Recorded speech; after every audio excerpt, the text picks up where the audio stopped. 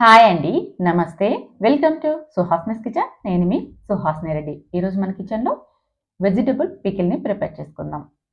తక్కువ మసాలాతో, తక్కువ టైంలో చాలా టేస్టీగా ఉండే ఈ ఊరగాయని మీరు కూడా ఈ వీడియో చూసి ఒక్కసారి ట్రై చేయండి. అన్ని రకాల టిఫిన్స్‌లోకి చాలా బాగుంటుంది. రైస్‌లోకి కూడా బాగుంటుంది. అంతేకాకుండా మనకి ఈ పికిల్ 3-4 నెలల వరకు నిల్వ ఉంటుంది. మరి మీరు కూడా ఈ పికిల్‌ని ఎలా తయారు చేసేసుకోవాలో ఈ వీడియోలో ఒక్కసారి చూసి నచ్చితే లైక్ చేయండి. ఇందుకోసం ముందుగా పచ్చిమిరపకాయల్ని 200 గ్రాములు తీసుకోవాలి. వీటిని నీళ్ళలో 2 సార్లు శుభ్రంగా కడగాలి. ఇలా బాగా రబ్ చేస్తూ కడిగిన తర్వాత పచ్చిమిర్చికి ఉన్న తొడిమలు మొత్తం తీసేసుకొని ఒక ప్లేట్‌లోకి పెట్టుకోవాలి. చూడండి ఇలా శుభ్రమైన ఒక ప్లేట్‌ని తీసేసుకొని ఈ పచ్చిమిర్చికన్నీ కూడా తొడిమలు తీసేసి ఒక ప్లేట్‌లోకి పెట్టుకోవాలి. ఇప్పుడు ఈ పచ్చిమిరపకాయలు అన్నిటికి కూడా తడి లేకోకుండా మనం క్లీన్ చేసుకోవాలి. ఏదైనా పొడి కాటన్ క్లాత్‌తో తడి లేకోకుండా పచ్చిమిరపకాయలు అన్నిటికి కూడా మనం క్లీన్ చేసుకోవాలి. మనకి పికిల్ అనేది చాలా రోజులు నిల్వ ఉండాలంటే ఇలా శుభ్రంగా తయారు చేసుకోవాలి. అప్పుడే పికిల్ చాలా రోజులు నిల్వ ఉంటుంది. ఏ మాత్రం కూడా తడి లేకోకుండా ఇలా అన్నీ కూడా తుడిచేసుకోవాలి. లేదు అంటే మీరు పచ్చిమిరపకాయలు కడిగిన తర్వాత ఫ్యాన్ గాలి కింద ఒక 2 అవర్స్ ఆరబెట్టుకున్నారంటే తడి లేకోకుండా వెళ్ళిపోతుంది. ఇలా ప్లేట్‌కు తడి ఉంది కాబట్టి ఆ ప్లేట్‌ని కూడా మనం మళ్ళీ వాడుకోకుండా పక్కన పెట్టేసేసుకోవాలి. ఇప్పుడు ఈ పచ్చిమిరపకాయలని చూడండి వీడియోలో చూపించిన విధంగా ఇలా 2 ముక్కలుగా చేసేసుకోవాలి. ఇలా అన్ని పచ్చిమిరపకాయలని 2 ముక్కలుగా చేసేసి పక్కన పెట్టుకోవాలి. అలాగే పచ్చిమిరపకాయలని చాలా కారం తక్కువ ఉన్నవి తీసుకున్నామంటే మనం తినేటప్పుడు చాలా కారం లేకోకుండా ఊరగాయ అనేది చాలా రుచిగా వస్తుంది. ఇప్పుడు ఒక పొడి ప్లేట్‌ని అంటే తడి లేని ఒక ప్లేట్‌ని తీసేసుకొని అందులోకి ఈ పచ్చిమిరపకాయ ముక్కలన్నీ ఎత్తి పక్కన పెట్టుకోవాలి. అలాగే ముల్లంగిని కూడా శుభ్రంగా కడిగి తడి లేకోకుండా తుడిచి తర్వాత వీడియోలో చూపించిన విధంగా ఇలా ముక్కలుగా కట్ చేసి పక్కన పెట్టుకోవాలి. క్యారెట్‌ని కూడా అంతేనండి. శుభ్రంగా కడిగిన తర్వాత తడి లేకుండా తుడిచి 2 ఇంచుల పొడవు ఉండేలాగా కట్ చేసి పెట్టుకోవాలి. ఈ విధంగా అన్నీ కూడా మనం సిద్ధంగా పెట్టుకున్నామంటే ఇక ఊరగాయని ప్రిపేర్ చేసుకోవచ్చు.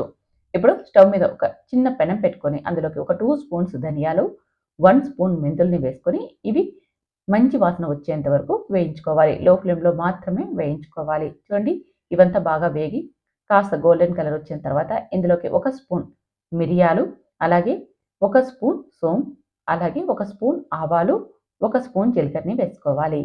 వీటన్నిటిని కూడా లో ఫ్లేమ్‌లోనే మంచి వాసన వచ్చి చిటపటలాడేంత వరకు వేయించుకోవాలి. ఇవి ఎంత బాగా వేగితే మనకి పికిల్ అనేది మంచి వాసనతో రుచిగా వచ్చేస్తుంది.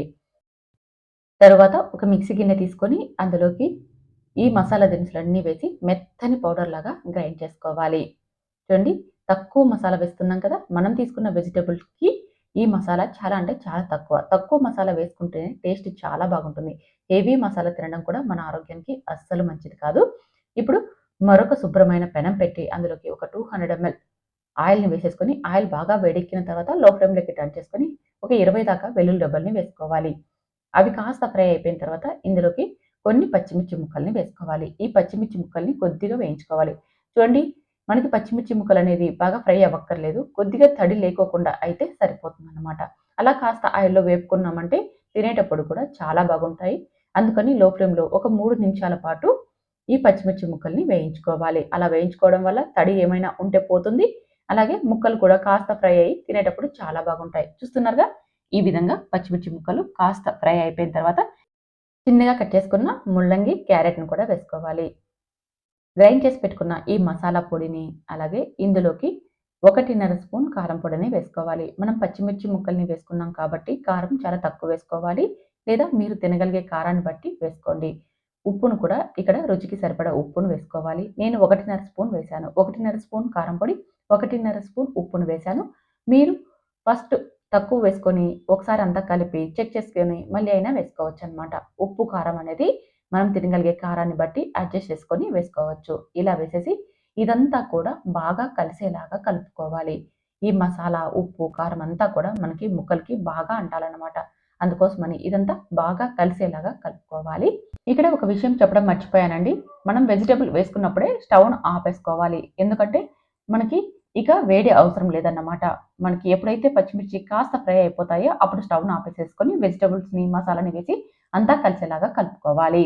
ఈ విధంగా కలుపుకొని ఇప్పుడు చల్లబడేంత వరకు పక్కన పెట్టుకోవాలి. చల్లబడిన తరువాత ఇందులోకి ఇక్కడ నేనైతే కొద్దిగా నిమ్మరసాన్ని వేస్తున్నాను. మీరు కావాలంటే ఆ ప్లేస్‌లో ఆమ్చూర్ పౌడర్‌నైనా వేసుకోవచ్చు. లేదా వెనిగర్‌నైనా వేసుకోవచ్చు. ఏదైనా సరే 2 స్పూన్స్ వేసుకున్నామంటే సరిపోతుంది. నిమ్మరసం కానీ, వెనిగర్ గానీ, ఆమ్చూర్ పౌడర్ కానీ ఈ మూడిట్లో ఏదైనా సరే 2 స్పూన్స్ వేసేసుకొని ఇదంతా బాగా కలిసేలాగా కలుపుకోవాలి. వేడి తగ్గిన తర్వాత మాత్రమే నిమ్మరసాన్ని వేసుకోవాలి. అదే వెనిగర్ కానీ, ఆమ్చూర్ పౌడర్ కానీ వేడిగా ఉన్నప్పుడే వేసేసుకోవచ్చు. ఇలా వేసేసి ఇదంతా బాగా కలిసేలాగా కలిపి ఏదైనా గాజు సీసాలోకి కానీ లేదా జాడీలోకి కానీ వేసేసుకోవాలి. ఇలా వేసేసేసి మూత పెట్టి 3 లేదా 4 రోజులు మనం అలాగే ఉండనిచ్చామంటే మనకి ఈ వెజిటబుల్ అన్నీ బాగా ఊరి మసాలాలో టేస్ట్ చాలా చాలా బాగుంటుంది. చూసారుగా ఎంత తక్కువ టైంలో తయారు చేసుకోవచ్చో. మరి మీరు కూడా ఒకసారి ట్రై చేస్తారు కదూ! ట్రై చేసి మీకెలా వచ్చిందో కామెంట్ చేయండి. అలాగే నేను చేసిన ఈ రెసిపీ నచ్చితే మాత్రం లైక్ చేయండి, షేర్ చేయండి.